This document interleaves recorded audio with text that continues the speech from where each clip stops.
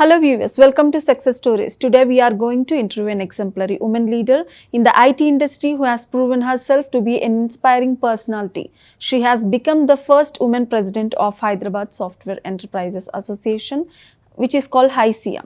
Manisha Saboo's journey in the IT industry stands as a testament to power, the visionary leadership and compassion. Telangana government has honored her with the Women Achiever Award for leadership in the corporate world. As a woman leader, she is committed to helping other women build careers. She has become an icon of inspiration. Let's welcome Miss Manisha Saboo. Hello, Miss Manisha. How do you feel when you are called being the first woman president? Do you feel happy, or still you feel otherwise? You still feel segregated? Honestly, I feel segregated. I feel bad that even in this era, we still have to be introduced as woman leader or first woman. I don't think that should be the case. Okay, please tell me something about HYSEA. HYSEA is Hyderabad Software Enterprises Association, which is the IT and ITES industry body, where about 300 IT and ITES organizations are members. And our vision is to support these members and Hyderabad to grow. What is your feeling when Hyderabad is being taken over in terms of IT technology? Obviously, very, very, very happy to see Hyderabad marching ahead. Can you see in future that Hyderabad would overtake Bangalore in terms of overall exports? Well, that's a good aspiration to have, and we should work towards it. Basically, this is not expected in the wildest dreams that any city will overtake 40% of exports from Bangalore. I wouldn't like to have such limiting beliefs saying that, okay, since Bangalore is at 40%, it is difficult to not overtake Bangalore. I think the important thing is having a vision and working towards it systematically, doing everything possible to get more organizations to set up shop here, think ahead and plan. That's what will make it happen. Okay, ma'am. Being president of HYSEA, would you still wish other cities or even tied to cities should also engage in IT industry? Most certainly, it's important that we have tier 2 cities where IT industries will set up their offices. I think it's essential, and it has become very common sense kind of a thing after COVID, because almost 50% of our employees are even now working from tier 2 cities, and it's a hybrid work model. So they come to office once in a while, or few days a week, or few days a month.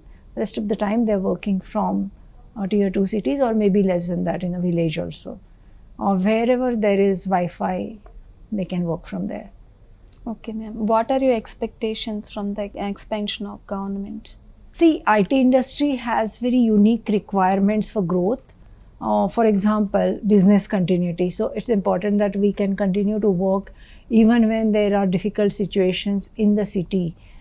So this kind of support and collaborative working with government will help us for growth, where government understand what is it that the IT industry require, and will take adequate steps to take care of those requirements. Okay, what are your expectations from the new government? From the new government, of course, one of the things, as I said, that business continuity is one of the big thing.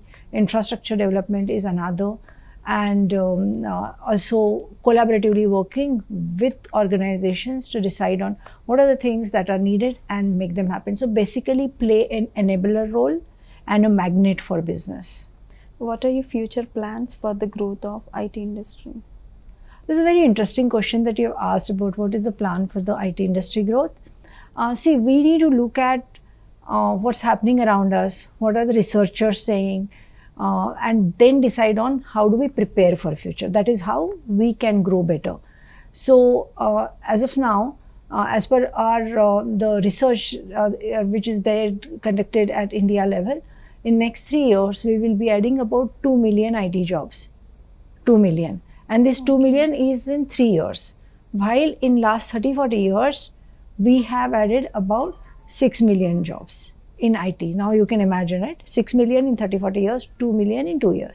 So there's a huge growth expected. However, this growth is not going to come from the traditional ways of services organization. It will be from GCCs, that is like global competency centers, and startups.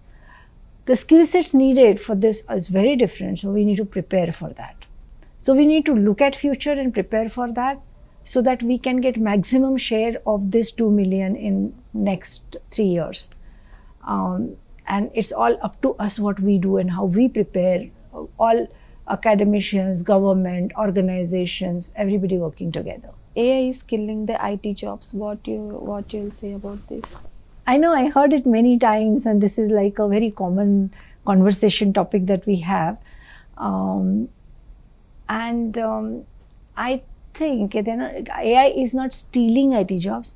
AI is enhancing the IT jobs, enhancing different types of job, different type of skill sets, and more value-add activities will be done by the IT workforce. Instead of doing basic run-of-the-mill, routine, repetitive work will be done by AI. But more value-add thinking, collaboration, innovation, that will be the place where our people, the engineers, will be focused on. Recently, government of Telangana and IT Hub are telling that their motto is making AI capital of India. Making Hyderabad is AI capital of India. What do you say about this?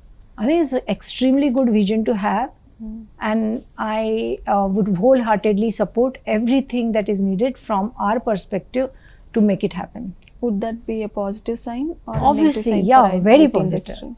Something to look forward to. It's a good vision to have. What is the role of HYSEA in this and making AI capital of India? Okay, what is the role that HYSEA can play? Okay. See, almost all the IT industries in Hyderabad are members of HYSEA, right? And when I say almost all, let me give you some stats. 90% of IT industry by workforce and by revenue is represented by HYSEA members, right? So if there's anything that has to happen in the IT landscape of Hyderabad, HYSEA will be the primary body which can make it happen across, because we have large organizations as well as small organizations. Many of our members are smaller organizations which are into fast innovation kind of mode they work, and lots of large organizations are consumer of this innovation. So we can actually support in both ways. Please give me some of the challenges by being a woman while you are facing in different fields. I do not consider myself as a woman when I am working. So I have not really seen any challenges per se. Let me put it this way. When I swipe in to office or in the work area, I forget that I'm a woman. Okay, I am a professional doing my work. And when I enter my home, I never forget that I'm a woman, because the expectation from home, at home front, and the kind of work and the kind of relationship that I have to maintain at home are very different, and I need to cater to those, and I take pride in that I'm a very different person at office and at home in the sense of responsibilities that go in. So, by the way, just put it on record, I live in a joint family. So there are some 3-4 generations of people staying together, and it's just great to be playing that woman role at home and forgetting that I'm a woman at office. Can you please give some suggestions or any advice for women entrepreneurs? First advice I would like to give. Actually, I don't like to give advice. Why don't I just share my experience? From that, if they feel it's worth it, they can adopt it. Fine. So I will say that what really matters and what really works is our ability to dream big. What is it that where do you see yourself? What is it that you want to do 10 years from now, 20 years from now? Can you imagine it? And can you have really gigantic dreams? That is the starting point. The second point is, once you have these dreams, take control of your life and work towards this dream consistently, one small step at a time, one small distance covered every day. So that's the second, because we really have to believe in ourselves, because people may feel that's a ridiculously big dream, right? Because I'm talking gigantic dream, which people who are practical will say this is ho hi nahi sakta, this is not possible. And you have to have that faith in yourself that I am going to make it happen, I am going to work for it. That's the second one. And third thing which I believe works is taking help from people. So ask people for help, take suggestions, take advice, connect with people, connect with like-minded people, or the people who have achieved what you are aspiring for, so that you can learn a lot from their journey and can adopt a lot of things. And it's sometimes helps to inspire you, especially when you're feeling a little low, because not every day is a sunny day.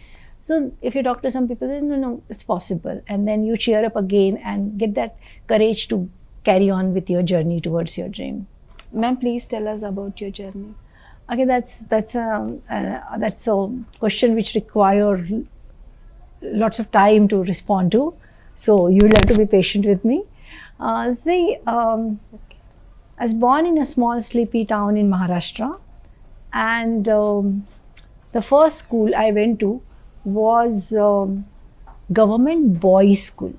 Okay, because I had 3 brothers, I just followed them to the school. And the recent college which I attended was Stanford. So the journey, I would say, is the journey from government boys' school to Stanford, which is like Makkah Medina of education. And if you want to look at it as on the career front, professional front, I started my first job in IT, my IT career, after 13 years of completing my MBA. So I completed my engineering from NIT Nagpur, then I did my MBA, and after that there was 13 years of gap where I was doing something or other. I kept the spark alive. I was not sitting at home exactly, but the IT career per se started 13 years after that gap of 13 years. And from there to becoming president of HYSEA, which is almost like a pinnacle role in the Hyderabad landscape. That's the journey which I would like to tell you about. Tell us about your HYSEA specific role.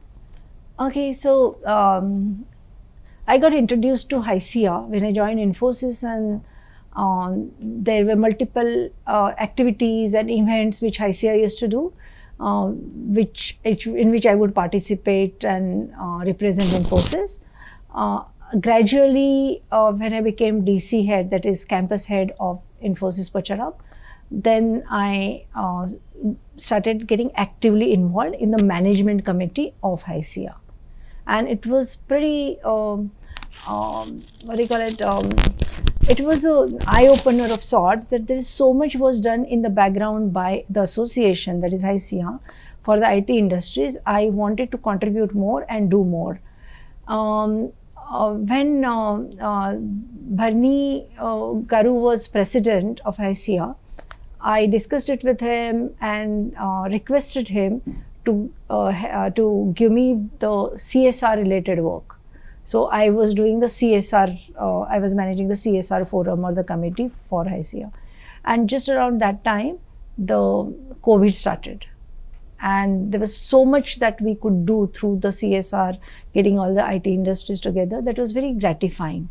And that gave me lots of confidence that yes, I can do the work at the industry level and I can contribute more. And I always have this desire to do more, contribute more to the best of my abilities, without thinking about what is there in it for me. Because in association, there's nothing for you in it. It's you are actually helping the whole IT fraternity. So that's when I thought that it may be a good idea if I could serve HYSEA as president. And that's how it all happened. Okay, ma'am. Are you implementing the thoughts when you are being in HYSEA and now? Yeah. See, the other thing is, I come from the IT industry, so I know what exactly is needed from the industry perspectives from HYSEA. So I had certain thoughts about, okay, we need to have some asset creation, and we need to help on the ESG front, because that's at the larger landscape, and one single organization cannot do it. Multiple organization and association needs to discuss it with government and get some of these things done. So that definitely helped. The other perspective is also, what is it that the society needs from IT industries, right? That, for example, the CSR, or even helping students to learn the right technologies which will help them to get a job, or doing some job mela for the students so that they can get jobs or internships. So I had good understanding of what the society requires from IT industry and what IT industry requires for growth. So all of this together is what my vision was formed, and most of the points we have prioritized and we are working on those. Finally, can you please tell us your opinion about this program? Actually, I feel it's a good program because you are sharing the success stories of people who have achieved something in life, and who have had a good journey from which the audience can learn something, and it might inspire some people somewhere, and it might give some hope to people. And they say that hope is the most beautiful word in English. It's very important to give hope to people, and the program that you're doing does exactly that. So congratulations to you for coming up with this program. Thank you, ma'am. Thank you for your valuable time. Thank We're very you. happy to have you in your studio. This is the success story of Miss Manisha Saboo. Let's meet again with another success story. Thank you. Thank you for watching CVR English News.